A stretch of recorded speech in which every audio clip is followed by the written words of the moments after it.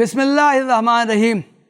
مسلم سماج میں 3 طلاق ایک سانس میں ایک موقع پر دینے کا بہت رواج ہو گیا ہے۔ میاں بیوی میں لڑائی ہوئی، تکرار ہوئی، شوہر نے غصے میں آ کر 3 طلاق دے دی۔ جب غصہ رفع ہوتا ہے تو وہ پچھتاوے کا مظاہرہ کرتا ہے اور وہ طریقے ڈھونڈنے کی کوشش کرتا ہے جس سے کہ پھر اس سے بیوی سے رشتہ قائم ہو جائے۔ سوال پیدا ہوتا ہے کہ اگر کوئی شخص بیک وقت 3 طلاق دے دے تو اس کا کیا حکم ہے؟ اس سلسلے میں امت میں 2 رائیں پائی جاتی ہیں۔ متعدد صحابہ کرام، تابعین اعظام اور چاروں ائمہ اسے 3 طلاق مانتے ہیں، جبکہ بعض صحابہ اور تابعین کے علاوہ علامہ ابن تیمیہ، علامہ ابن قیم، شیخ داؤد ظاہری اور علامہ شوکانی رحمہم اللہ اور اہل حدیث حضرات کے نزدیک اسے 1 طلاق شمار کیا جائے گا۔ دونوں مسالک والوں کے اپنے دلائل ہیں اور ان پر عرصے سے عمل ہو رہا ہے۔ علماء احناف یہ بھی کہتے ہیں کہ اگر کوئی شخص طلاق دیتے وقت 1 سے زائد مرتبہ طلاق کا لفظ استعمال کرے لیکن وہ کہے کہ اس کا ارادہ 1 طلاق دینے ہی کا تھا، اس نے محض تاکید کی غرض سے 1 سے زائد بار یہ لفظ دہرایا تھا، تو اس کی بات مانی جائے گی اور صرف 1 طلاق واقع ہوگی۔ طلاق کے معاملے میں مسلمانوں کے درمیان بڑی غلط فہمی پائی جاتی ہے۔ وہ سمجھتے ہیں اور انہیں سمجھایا جاتا ہے کہ جب تک 3 طلاقیں نہیں دی جائیں گی تب تک طلاق واقع نہیں ہوگی۔ اس غلط فہمی کو دور کرنے کی ضرورت ہے۔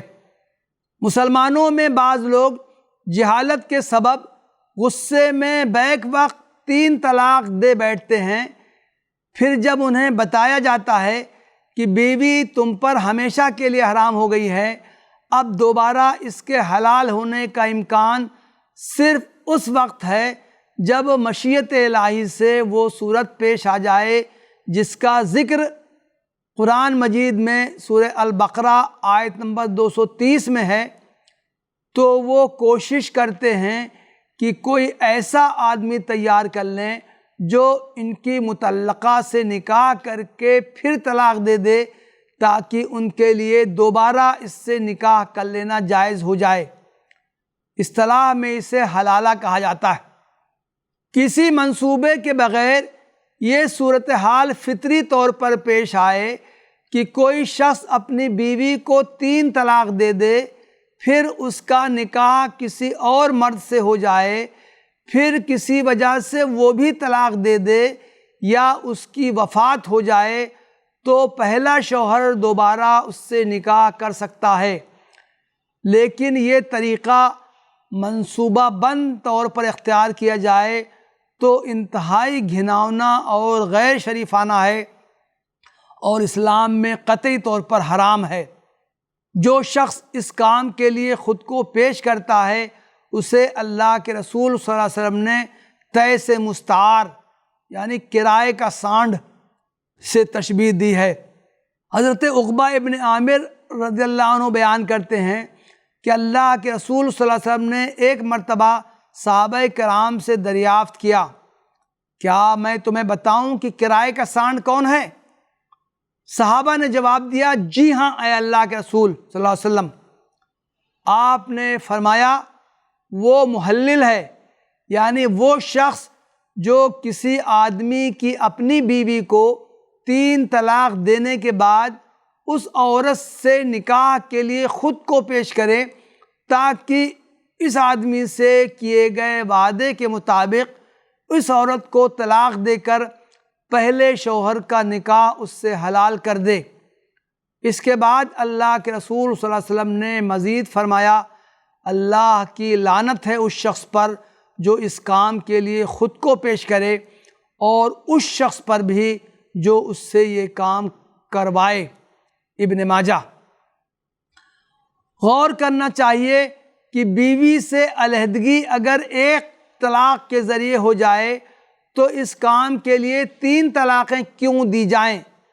پھر 3 طلاق دینے کے بعد جب بیوی ہمیشہ کے لیے حرام ہو جائے تو اس کو حلال کرنے کے لیے ایسے طریقے کیوں ڈھونڈے جائیں جو سراسر حرام ہوں اور اللہ کے رسول صلی اللہ علیہ وسلم نے انہیں انتہائی گھناؤنا اور لعنت زدہ قرار دیا ہو؟